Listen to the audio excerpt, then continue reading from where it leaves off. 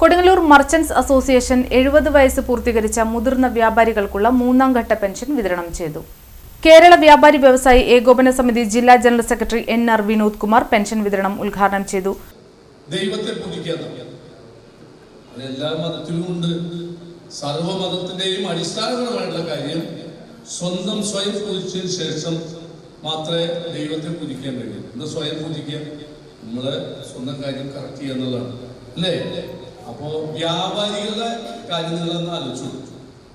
നല്ല ഗമയില് വെള്ളക്കുപ്പായം ഇട്ട് കച്ചവടം ചെയ്ത് വലിയ മുതലാളി എന്ന് പറഞ്ഞ ആളുകൾ പ്രായമാകുമ്പോഴും ചില ദൗർഭാഗ്യ സാഹചര്യത്തിലും ഒരു നിവൃത്തിയില്ലാതെ മക്കളെ പോലും ആശ്രയിക്കാൻ പറ്റാത്ത സാഹചര്യമുള്ള ഒട്ടനവധി വ്യാപാരികളുണ്ട്. ഞാൻ നിങ്ങളെ കൂട്ടത്തിലുണ്ടായിരുന്ന നമ്മുടെ സഹോദരങ്ങൾക്ക് കുറച്ചുകൂടി പഴയ ആളുകളെ അറിയാൻ പറ്റും. അങ്ങനെയുള്ള ആളുകളെ പറഞ്ഞു തരണം.